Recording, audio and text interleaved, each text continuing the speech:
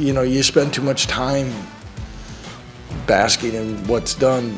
Somebody else is already preparing, TCU played the early game, so they got a jumper ready on us for next week.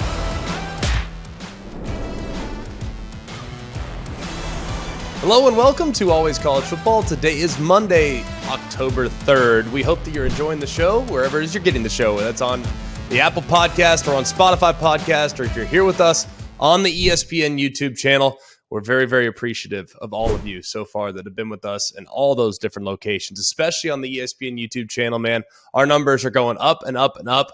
The word of mouth is helping, and we really appreciate the help that you've given us by telling your friends and making sure that you're watching or listening to Always College Football every single day. He's Mark Kubiak. I'm Greg McElroy. We have a great show in store for you today. The game plan is simple. It's the same way it is every single Monday. We're going to talk about all the biggest games of the weekend, talk a little bit about Bama, talk a little bit about Michigan, talk about the disappointment of a handful of teams, shocking losses, if you will, and in some cases, shocking the way they looked in the loss. Plus, is Kansas the epicenter of college football? Of course. Why wouldn't we discuss that? Game day's heading to Lawrence this week, and Kansas State is very much for real. So without much further ado, let's talk about it. Lions, Tigers, and tailgates. Oh my. The college football season is always a great time of year. Besides the jerseys, the face paint, and the foam fingers, there's the food. And nothing gets you more fired up for game day than Eckrich smoked sausage. They're naturally hardwood smoked and have the perfect blend of spices. From buffalo sausage dip, sausage, chili, mac and cheese, Eckrich smoked sausage is a quick way to bring flavor to all your tailgate meals. Visit Eckrich.com for easy, one-of-a-kind sausage recipes. Eckrich, you do you. All right, let's kick it off. All right, a lot of things we need to get to and a lot of performances that need to be commended, okay? Let's start with the Clemson Tigers. They had one of the biggest wins of the weekend, beating top 10 NC State in what I thought was really dominant fashion. Now, there were moments in which it felt like NC State might get things going. For instance, if you look at the drive towards the end of the first quarter, some of the throws that Leary was making early on, standing in the face of pressure and delivering accurate throws, it's like, oh boy, here we go. We're going to have another thriller there involving the Clemson Tigers, but it wasn't to be. This was a really good look, I thought, from start to finish in a lot of ways against a quality team, by the way. I still like NC State. I'm coming away from this game feeling like, hey, NC State's pretty good. It's just, I think Clemson right now is about what we thought they might be in the preseason. This team is legit.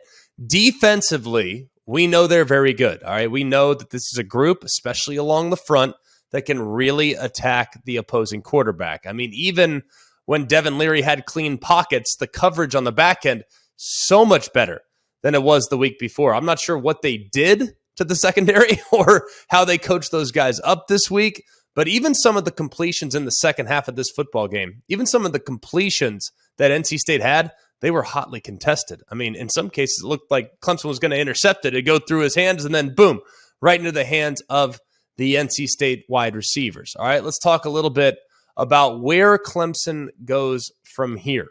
All right, well, we know there were a couple things that kind of aided Clemson pulling away from NC State. The running into the kicker was massive. You had the pass interference on 3rd and 2 that extended the drive. And really, if you look throughout the course of the game, there were a lot of points left on the field kind of by both teams in some cases. But I did feel like there was a huge swing there at the end of the half. NC State goes down. They do a great job of stealing some points of their own. About 2 minutes or so left in the half. Are you thinking, hey, there's too much time for DJ and company? Well, that's what I was kind of thinking. But I wasn't 100% sure either. Instead, they kind of lean on Will Shipley. A couple big runs by him. Then you, of course, have the throw to Shipley down the left sideline. DJ finishes it off a play or two later on the extension over the goal line. That was a beautiful response to some serious adversity, and that showed kind of the mental toughness of the Clemson Tigers. Then there in the second half of the football game, it started to become more and more about Clemson. Thought they really took control there in the second half. The defensive line was relentless. I thought the coverage for the most part was really, really good. I love very much how Clemson's offense is really featuring their playmakers. I love how Brenningstool is starting to become a huge factor in the offense as well. For the second consecutive week, they were involving him in the passing game. And DJ Uiagalelei, lots been made about his lost weight and his capabilities of being a dual threat quarterback. Thought he'd showed that really probably 3 or 4, maybe 5 or 6 times throughout the course of the game, evading would-be tacklers, being strong in the pocket, being strong as a runner, not allowing the first guy to bring him down, and being able to create a little bit on his own. So I thought it was a really good performance from the Clemson Tigers, one of the performances of the weekends. It was far from flawless, but in a day and a game and a week which some teams just didn't quite live up to the billing against competition, Clemson did. They took care of home field. They avenged the loss from last year, and they are, at least at this point, I think, the clear-cut favorites in the ACC to, not repeat, but kind of retain their crown, get back to the top of the mountain there in the ACC. So very impressed with what I've seen from them so far and feel like they're really starting to hit their stride and need to, and will get better because Clemson always seems to. They always seem to get better in October and November. Look out, the Tigers appear to be for real. Let's go next to another team that I think really impressed me yesterday. This was the Michigan Wolverines. All right, we know that Blake Corum's the real deal. It's really nice to have Edwards back as well. The defense, let's talk a little bit about the defense. I'm having a difficult time, probably like many of you, or however you say it. Sorry, y'all, I'm worn out. But many of you are probably looking at this defense and thinking, hey, this is a pretty good group, right? I mean, I feel pretty good about them. See, I think that, I hope that. I'm not 100% convinced at this point, though, they're as dominant as last year, because I thought last week against Maryland, against a team that had a pulse offensively, they left a little to be desired, especially in their run defense, and I thought they gave up some plays in the passing game that were a little bit disappointing. So I'm having a difficult time looking at this week's performance for Michigan's defense. Was that an improved defensive effort? I thought in some ways it was, but I'm trying to figure out, was that because of Michigan's improvements or Iowa's ineptitudes? It could be a little bit of both. At this point, I'm going to reserve judgment about Michigan's defense. I'm optimistic. I think they'll be pretty good. I think they're going to get better as time goes along, because remember, there's still a lot of young guys that are in the rotation on that side of the ball. A lot of guys that didn't have featured roles that have stepped up now in a lot of ways, are expected to be relied upon as big-time performers and big-time contributors. So I'm optimistic about that side of the ball. But defensively, I still think there's a few other teams that they're going to face in the coming weeks that we'll learn a little bit more about them. Let's get to the offense. I do have a lot of respect for Iowa's defense. I think they are stuck in 1992 offensively, but I am very much impressed with what they do every year on the defense side of the football. I was thoroughly impressed by what I saw from J.J. McCarthy. All right, there were a couple plays that I want you to look at. Plays that showed me all I needed to see when it comes to him being a game changer at the position in the weeks to come. The first play, I thought, was the throw with about a minute left in the first half down the left sideline. All right, this throw is like, all right, that's legit. Because the throw that he made right down the left sideline in the hole to Anthony, okay, go and look it up, about a minute left or so, end of half situation. Anthony gets behind the corner and over the top of the safety. You have called what a hole shot, all right? It's where the behind the corner, safety's over the top, and the window was rather small, and the ball was in the air for a really long time. Well, McCarthy showed you just how strong his arm was in being able to thread the needle in a tight window. That was like, wow. Difficulty on that throw is about 9 out of 10. There are a couple throws that are more difficult, but not many, okay? Difficulty, 9 out of 10. Execution, 10 out of 10. That was play number one. Play number two, I thought, was the play of the game for J.J. McCarthy. This was on 3rd and 8 with about 8 minutes left in the third quarter. He avoided pressure, all right? They leave a guy unblocked because of the pressure. There's an overload to the right-hand side. The back is out immediately, trying to run in the route. And normally, as a quarterback, you're going to throw a hot route. Hot route means you have to get it out of your hands quickly because there is an unblocked defender coming right in the quarterback's face because that unblocked defender is not accounted for in protection. He comes off the right-hand side. What does McCarthy do? He not only turns a bad play into a great play, but he actually turns a horrendous play and what could have been a deal breaker. Probably for most guys, it's either an incompletion, a sack, who knows, in a catastrophic scenario, it might even be a sack, fumble, or an interception. He takes what was the most likely, those are the four most likely options, and turns it into a touchdown. Not sure how he was able to get the edge, buy time, escape, and allow Edwards to kind of leak out into the back of the end zone. He throws a seed right over a defender in coverage for the touchdown to make it 19-0. I saw all I needed to see from this young man. I thought he was excellent throughout the course of the first half, was smart, did have a mistake or two. It was not a flawless performance, but you saw in that game against a really good defense why J.J. McCarthy is your guy and why the upside of this offense might actually be a little bit higher this year than it was a year ago. Let's move to the number 1 or number 2 ranked team in the country now because of Georgia's shortcomings. More on Georgia in a minute. Let's talk about the Alabama Crimson Tide. Thought it was a really solid start. I know their first drive ended in an interception, but you got to tip your cap to Dwight McGlothern. That was an unbelievable one-handed pick there off the deflection to be able to stymie that first drive. But think about what Alabama did against Texas on the road just a couple weeks ago. They looked lethargic. They looked like they didn't have composure. They lacked discipline. This was not the case. I thought they were really good early on. And if you look at Bryce Young, he continues to be elite when it comes to facing pressure and beating pressure by getting the ball out of his hands quickly. Just look at the throw that he hit Prentice on, the first touchdown. They bring pressure. He's got Prentice on a slant, hits it to the left. Prentice is out the gate. It was also nice to see, too, some of the young receivers step up for Alabama. Because this has been a group, and we've talked about it here on the show, this has been a group there at wide receiver that has certainly left something to be desired up to this point of the season. But here comes Isaiah Bond. Prentice is likely going to be a factor here as the season goes along. And now JoJo Earl, not a young guy, but now getting onto the field for the first time. Remember, he broke his leg in fall camp, was going to miss 6 to 8 weeks. He's now back. Maybe not at 100%, but certainly well-positioned to have a huge impact on this offense moving forward. You couple those 3 guys with Trayshawn Holden, who continues, I think, to play at a pretty high level, and you couple that with Jermaine Burton, the transfer from Georgia, who's likely still going to be in an alpha dog situation as the lead wide receiver now that he's moved exclusively to the outside. Feel better about the receiver core than I have at any other point this season. But the story of the game was Bryce Young and injuring that throwing shoulder, escaping to his right, tries to get rid of it, and lands as his arm was extended, almost hitting his armpit on the turf, which puts a ton of strain on that AC joint. Now, the initial prognosis and the initial diagnosis, according to Alabama and according to the statement that's put out, I believe Nick Saban said it was going to be an AC sprain. This is manageable. This can be dealt with. However, it will be painful.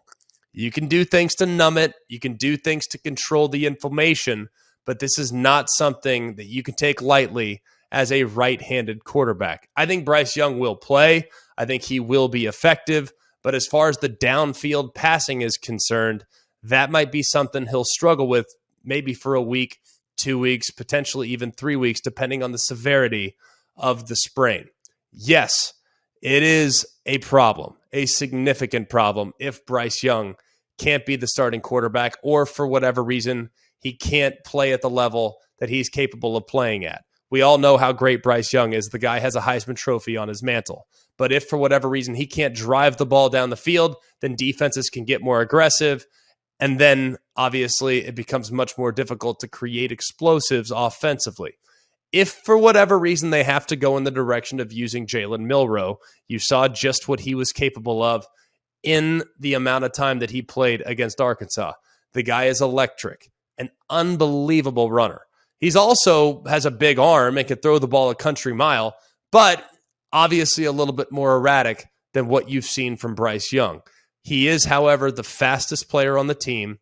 He is extremely dynamic, and as you can see, the offense will change slightly or significantly, depending.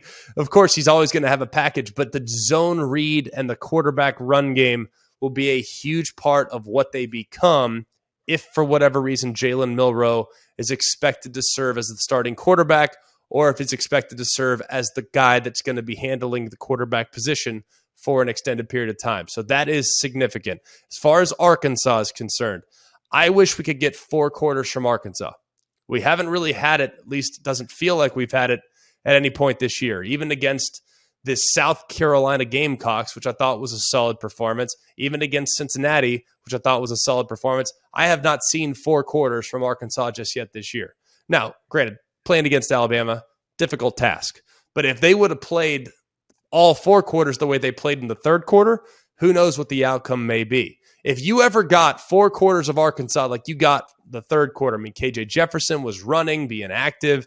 They had great catches on the perimeter. The wide receivers were stepping up. Rocket Sanders was making guys miss. The offensive line was pushing and reestablishing the line of scrimmage. Man, if we ever got 4 quarters of that Arkansas, they are a major problem. They also, of course, were opportunistic in creating a possession for themselves by recovering the surprise onside, and they took advantage of Alabama's mistake because of the bad snap or whatever it was there on the punt where the snap went way to the right.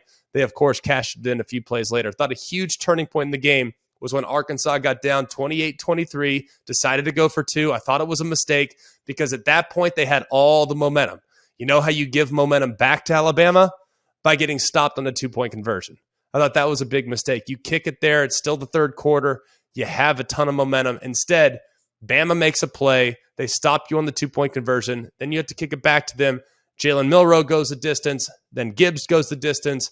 It was a significant turning point, I thought, in the game. But anyways, I was proud of how Arkansas responded in the third quarter. I just want to see 4 of those back to back to back to back at some point in this season. As far as Bama is concerned, excellent job weathering the storm. Played much better on the road. That was the performance that you can expect to see from them. Third quarter, not great. But either way, I thought it was a gutsy job of bouncing back. When the game got close, they put it away with a couple big plays of their own there to start the fourth quarter. So an impressive performance from Alabama to go on the road against a quality team and get a big victory, especially in light of their quarterback getting banged up over the course of the season. Over the course of the game. We'll keep you updated with Bryce Young. Prayers up to him because he's a special player, and college football is better when he is at 100%. McElroy, real quick Finally, on Bryce. Real quick on Bryce Young here. Do you want to see him like have a short leash against A&M if Alabama comes out and opens that up, and it's like a 3-4 touchdown game? Do you just pull him out and let him rest because the schedule is certainly not getting any easier for Bama? Well, you can't really approach it that way. I mean, they had a 4-touchdown lead in the game against Arkansas, and next thing you know, you blink your eyes a couple times, and they're up 5. So because of where we are at right now in college football and the explosiveness and goodness gracious, the roller coasters that you experience over the course of the game, no lead feels safe, ever. There was even a moment in which I was kind of stressing for Michigan because even though as inept as Iowa is offensively, they're up 20-7. It feels like 1,000,000-7. And yet, sure enough, you're 1 or 2 plays away from the game being tight. So, no, I don't think you can have a short leash. I think the conversation that you have with Bryce, we all know Bryce has an NFL future. We all know Bryce is going to make a lot of money playing college football. We also know that Bryce Young is going to make a lot of money playing NFL football. All right, we know that. The conversation that you have to have with him and the conversation that I would have if I were advising Bryce or if I were Bryce's dad or his brother or whoever, if I was advising him, the question and the conversation that you have to have is, 1, can it get worse by me playing? That's the big thing. Because if it can, then you have to measure what's the likelihood of it getting worse. And if it does get worse, what's the long-term ramifications of having an injured throwing shoulder? Okay, those are the big issues. And Bryce is going to want to play. Shoot, man, he stayed in the game and tried to throw one over the middle against Trayshawn Holden. Couldn't do it, was kind of walking to the sideline, and he threw his helmet, went in the medical tent. So he tried to push through it right there without any issues whatsoever. But we're talking about a throwing shoulder, and a throwing shoulder that's potentially worth hundreds of millions of dollars. That's a real possibility. So you have to be very smart about this. And this decision will obviously, you lean heavily on Nick Saban, you lean heavily on the doctors, And then you lean heavily on the people that are in your corner that want the best for you. And that's obviously your parents, your loved ones, maybe your representation, whatever it may be. So my advice to Bryce is find out, can it get worse? And then 2, figure out if it does get worse, what does that mean for the long-term prognosis? And what does that mean for me in November and December when you're hoping to be chasing championships at that point? So no, I don't think you have a short leash by way of the injury, but I think that you have to figure out really before the game starts if Bryce is going to be there full time and if there's anything extra that can be done to prevent any further injury to that right shoulder. All right, finally, we're going to get into some other games as well, I might add. We're not done just yet, but of the top teams that we really wanted to get to, let's talk a little bit about Georgia. All right, this is a couple things that I learned about the Georgia Bulldogs. One, this is a flawed football team. We thought, at least in the first few weeks of the season, by the way, everyone's flawed, I might add. So I'll just start with that. This is not me knocking Georgia, okay? Everyone is flawed. Everyone. I just didn't think Georgia was. They were the only team I didn't think was. Well, now it's very, very apparent that there are things that they need to iron out. One, they did not play well along either line of scrimmage. That's supposed to be a dominant part of their football team. All right? Defensive line. They don't give up big plays. They don't give up runs. They don't give up guys running right up the middle of the defense. And what happened time and time again? And they had a transfer from Truman State and Cody Schrader that just went right down the middle with about 5 minutes left there in the first half that went right down the middle. They also gave up a couple big runs to Nathaniel Pete. I mean, I am not accustomed to seeing Georgia's defense give up big runs. They got to get that thing solved, and they better get that thing solved quickly because there are going to be teams that are more capable along the line of scrimmage that will try to do exactly what Missouri did throughout the course of that 4-quarter ball game. That's one. 2, they got to figure out how to be more efficient when they cross the 50. It felt like as soon as they crossed the 50, man, they just couldn't get anything going. They're settling for field goals. I mean, it was a field goal-a-thon between them and Missouri. I've never seen so many dang field goals in a game. It was a field goal-a-thon as soon as they could get across the 50, and then as soon as they get across the 50, they just couldn't block, or they'd have a negative play, or they just have something that would disrupt the rhythm and the efficiency of the offense. That's takeaway number 2. Takeaway number 3, a win is a win. A lot of people are going to look at this and say, well, Georgia's got issues, Georgia's lacks maturity, Georgia came out flat. Sure, going on the road in college football, we've talked about this with Alabama, we've talked about this with other teams that have just barely skated by. Look, some teams don't skate by. Some teams lose, all right? Finding a way to win. If the ultimate goal every single week is to win, that should be celebrated and that should be acknowledged. Georgia has things to iron out. It was not a flawless performance. The team itself has a few things they need to iron out on both sides of the ball. But ultimately, they did what they were supposed to do, and that was to win. It was ugly. It made me kind of sick to my stomach. But at the same time, credit to Missouri. Give a ton of credit to them being able to create on scramble drills and create some big plays. They'd escape the pocket, hit a guy downfield. Missouri did a lot of nice things in this ball game. And ultimately, they gave themselves a chance to potentially pull off one of the biggest upsets of the college football season. But Georgia would not be denied there in the 4th quarter. They found a way to get it done, and that needs to be acknowledged. It wasn't pretty, but a win is a win, especially on the road in college football. Every college football season, Goodyear knows the importance of winning on the road. The road will always demand confidence, the confidence to handle whatever the journey brings and to perform under tough conditions. And just like the players and the fans of college football, Goodyear is ready. Are you ready for the road? Visit Goodyear.com to find the right Goodyear tires for whatever road you're on this season. Goodyear, more driven.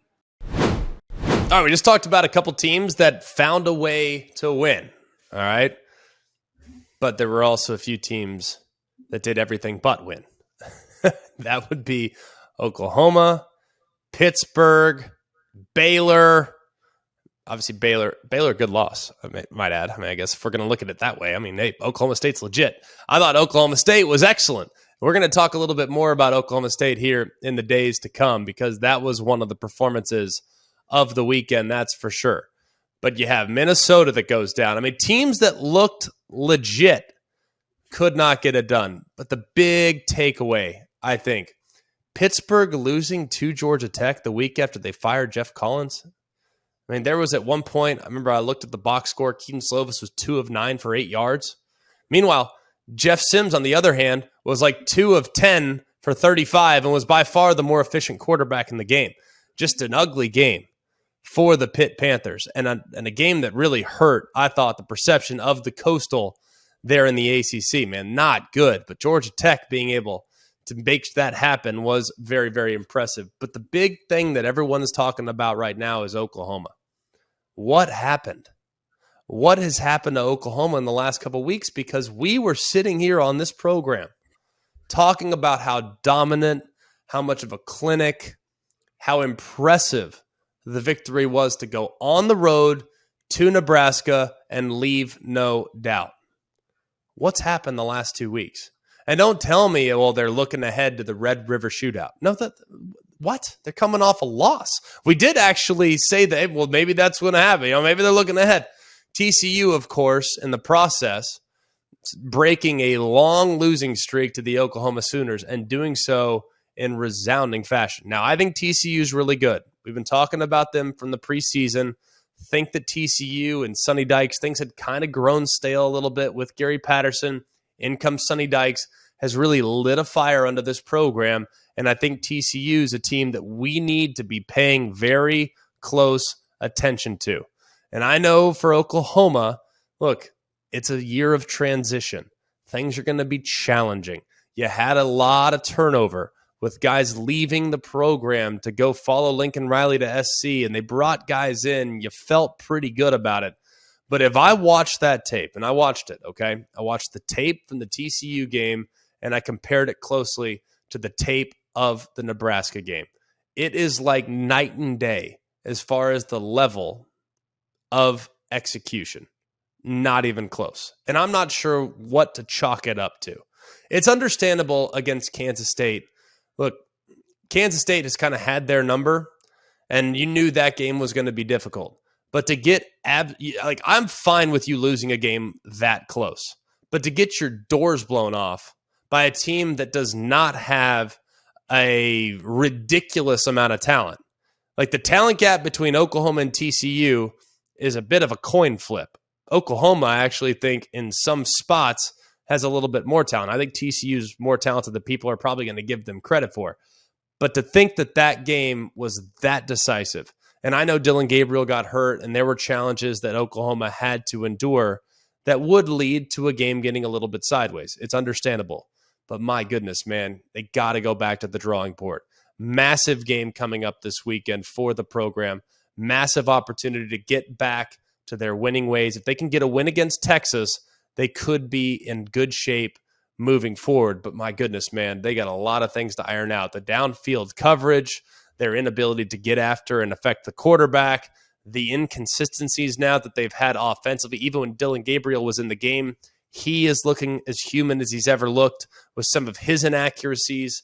There's just a lot of things to iron out, man. That team is a whole heck of a lot better than what I saw on Saturday. And it was probably, if it wasn't the most disappointing performance of the season, it's certainly up there amongst some of the most disappointing performances of the season, man. I expect more from Oklahoma, and I hope we get it in the weeks to come. Which loss was worse between Pittsburgh and Minnesota? Because frankly, on the divisions for both of them, Pittsburgh was going to run away with the Coastal. Minnesota was 4-0. They ranked top 10 in offensive and defensive efficiency, and they lose at home to Purdue.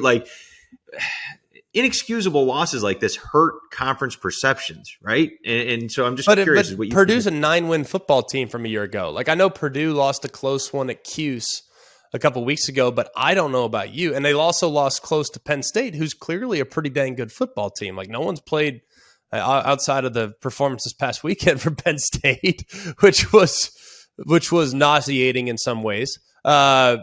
I still look at Purdue, and I have a ton of respect for Purdue. I think Purdue's a good football team. I think they're well coached.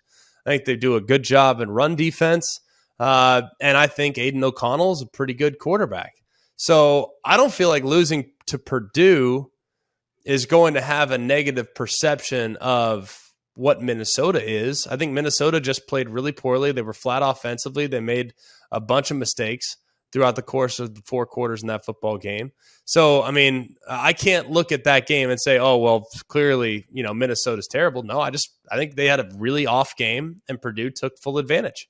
I mean, in the same sentence, you can say, well, who's the best team right now? Like Illinois, to me, would be a team that after the dominant performance they just had, especially in the second half against Wisconsin, I mean, Illinois is playing as well as anybody. So, yeah, for every really bad performance that you might have in the Big Ten, you can also boost up a really good performance by a team in the Big Ten. So I think it's easy to kind of fall victim to the Big Ten West stinks because the best team, or at least what the team that we thought was the best team, fell flat. No, not necessarily. It's just sometimes you get got. And Purdue, given their track record as the spoiler makers, fall victim to them. I don't think there's anything to lose sight of. As far as Pitt is concerned, it's a difficult one to wrap your head around. I mean, I don't really know how to spin it because if you look at Pitt and the expectation that you had coming into the season, even though it was a losing effort, they fought valiantly against the Tennessee Volunteers, lose their quarterback in that game. I mean, if Keaton Slova stays healthy, who knows what the outcome might be. Tennessee now finds themselves number 8 in the coaches poll. I mean, clearly firmly established top 10 team. And yet, I mean, here we are trying to assess what the heck just happened. I mean, Georgia Tech couldn't play dead in a Western the last couple of weeks and somehow finds a way to beat the defending ACC champs.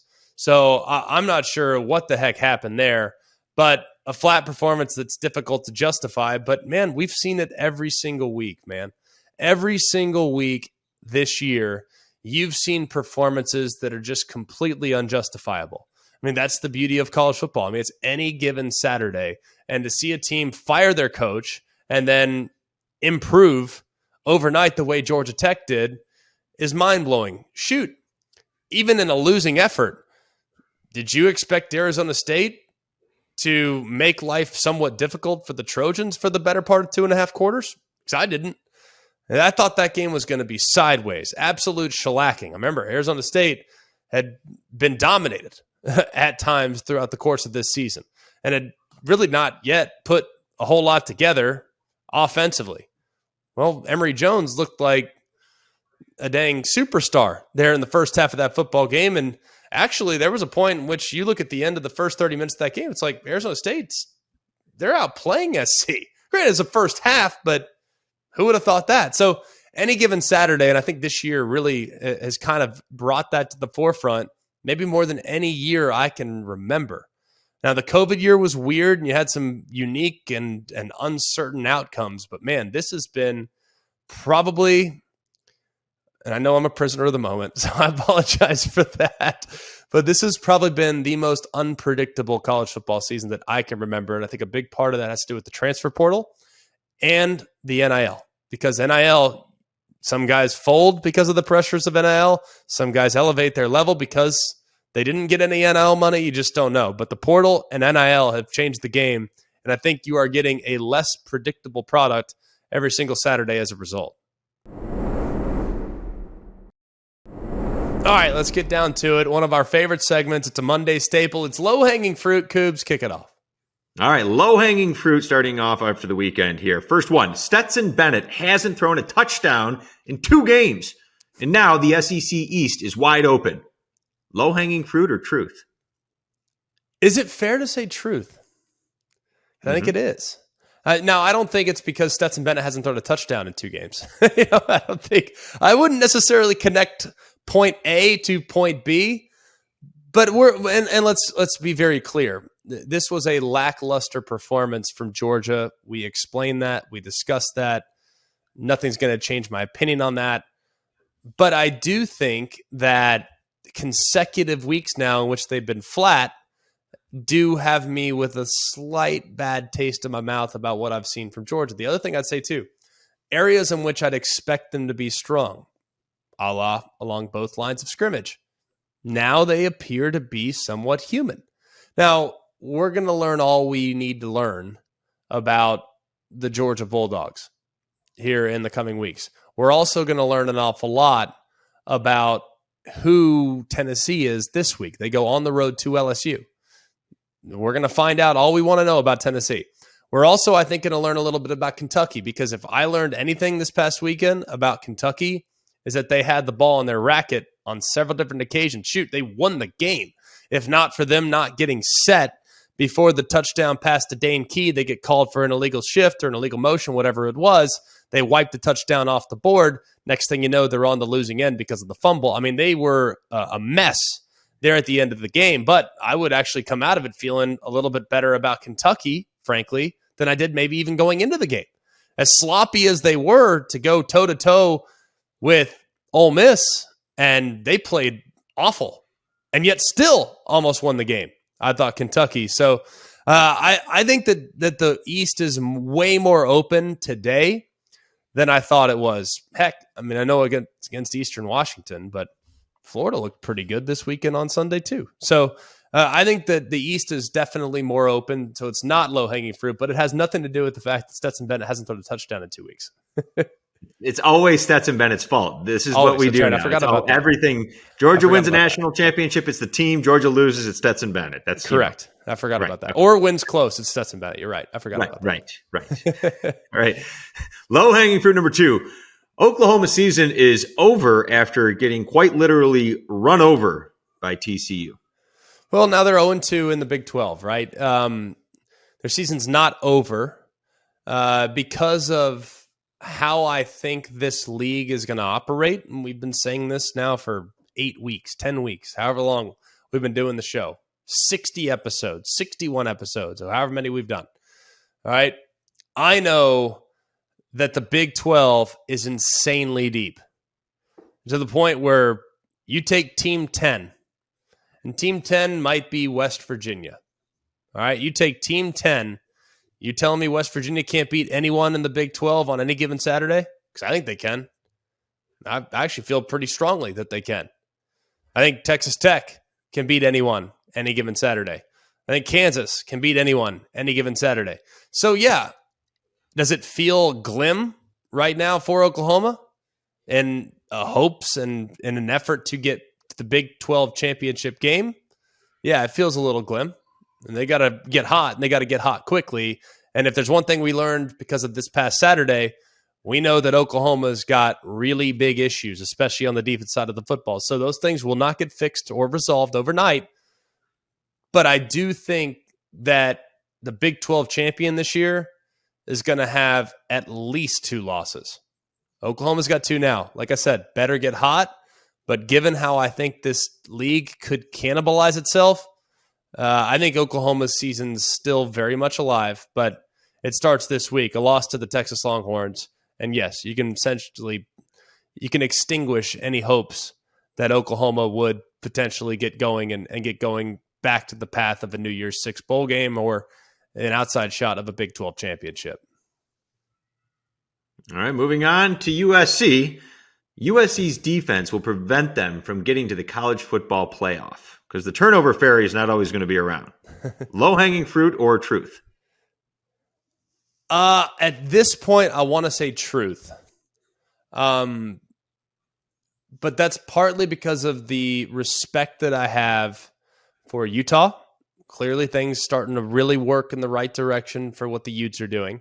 Been very impressed with how Oregon has played in recent weeks. Granted, yes, it was a nail biter against Washington State, but like we talked about earlier, a win is a win. A nail biter on the road, win on the road is a win on the road, and you got to give credit when credit is due. So I'm very impressed with those two teams, and if we're going to take it one step further, I'm extremely impressed with what I saw from UCLA on Friday night. So you look at those 3 teams, Utah, Oregon, UCLA, there's still an awful lot of meat on the bone for SC before we start talking about the college football playoff. Couple that with the fact that we're going to sit here and talk about their game against Notre Dame at some point as well. I know Notre Dame, hey, it's not maybe the Notre Dame team when, you know, they're in the Fiesta Bowl, or they're not necessarily playoff bound by any stretch of the imagination, but Notre Dame kind of found themselves against North Carolina. And what does North Carolina have? Kind of an average defense, if not below average defense. Well, what does SC have? Kind of an average defense, if not maybe a below average defense. So there's still several opponents on SC's schedule that they need to be very, very careful with. So yes, if I were to say, is your question low-hanging fruit or truth? I'm going to say at this point it's truth, because there are some really good teams still that are on the schedule that SC is going to have to face in the coming weeks. All right, I want to give a special shout out to my favorite performance of the week. That's the Oklahoma State Cowboys. Unfortunately, and I'm just going to tell you this, we will break it down, I promise. I will get to it. Unfortunately, on my iPad, where I get access to coaches tape, that game is not uploaded yet. So I have a good excuse for why we're not talking about the Pokes' impressive road victory to avenge the Big 12 championship performance from last year. I understand, Poke fans, you're probably really ticked off. Well, you talked about Oklahoma. You didn't talk about Oklahoma State. I get it. I would be ticked off too. I don't have access to the tape right now. I will get it, and I will have it soon. And as soon as I do, you're going to get a comprehensive breakdown of that incredible victory by the Oklahoma State Cowboys. So you guys get extra credit. Performance of the week. All right. But I haven't had a chance to watch the tape yet. So unfortunately, I can't give you a comprehensive breakdown, but it will be coming. Keep a lookout here on Always College Football. I'll get it for you. Thank you for being with us. It's been awesome to be with you today. For all of us here at Always College Football, please like, rate, and subscribe on the ESPN YouTube channel, on the podcast. Please hit us up in our social media at AlwaysCFB, or you can hit us up on our email at alwayscollegefootball@gmail.com. So we really appreciate the interaction. It helps us out. It makes us better. We're going to continue to do more breakdowns. These shows we found on Mondays are really, really long. So we're trying to trim them back just a hair by being mindful about how quickly we're moving. We're going to give you more, though. We will always give you more. That's what we do here on Always College Football. We love it. So if you haven't hit your team yet, stick with us. Check us out tomorrow, because we might get to them tomorrow. For all of us at Always College Football, he's Mark Kubiak, Jack Foster. I'm Greg McElroy. Thanks for being with us. We hope you have a wonderful day. And remember, it's always college football.